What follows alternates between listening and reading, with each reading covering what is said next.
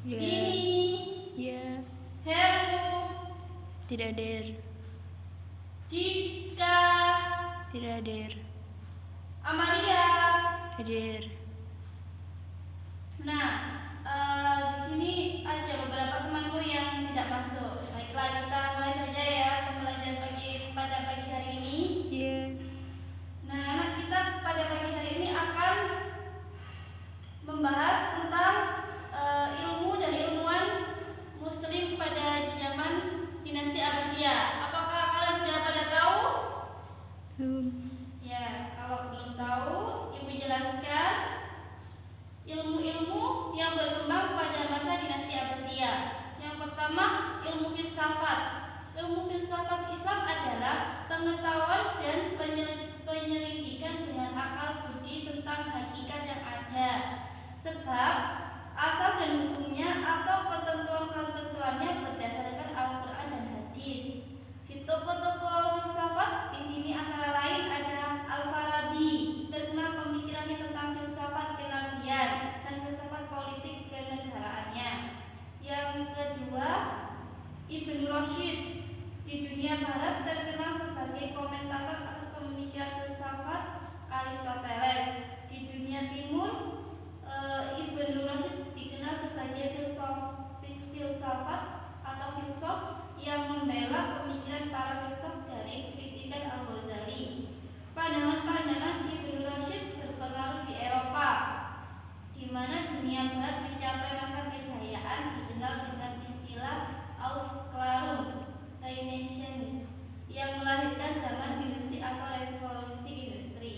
Yang C, Ibnu Majah, dalam bidang filsafat politik yakni membahas tentang konsep negara.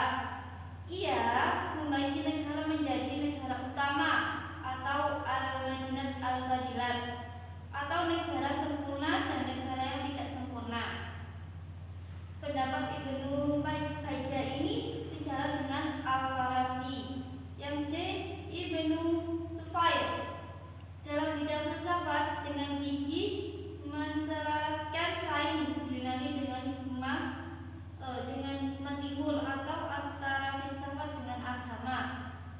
Wujud konkret perpaduan ini tergambar dalam karyanya yang terkenal Hayy Ibnu Yashar, sebuah roman filsafat yang syarat makna dan kritis, menggambarkan orang yang mempunyai akal pikiran sebagai filsafat bagi setiap manusia akan menemukan kebenaran Tuhan. Dan lain-lain. Jadi filsafat itu teman-teman ilmu yang mempelajari adanya Tuhan yang dengan akal dan hakikat yang ada. Nah, sampai di sini teman-teman sudah pada paham? Sudah. Nah, selanjutnya kita akan membahas ilmuwan yang menemukan ilmu di bidang kedokteran. Mulai berkembang pada akhir masa Abbasiyah, yaitu masa Khalifah Al-Rashid. Sedangkan puncaknya terjadi pada masa Abbasiyah 2, 3, dan 4. Di sini ada beberapa ilmuwan di bidang kedokteran yang terkenal, di antaranya yang pertama, Ali bin Rabbani At-Tabari adalah orang pertama yang mengarang buku kedokteran, yaitu Firdaus Al-Hikmah di tahun 850 Masehi.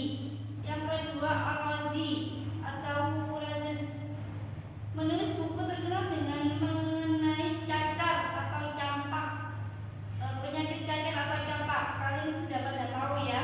Yang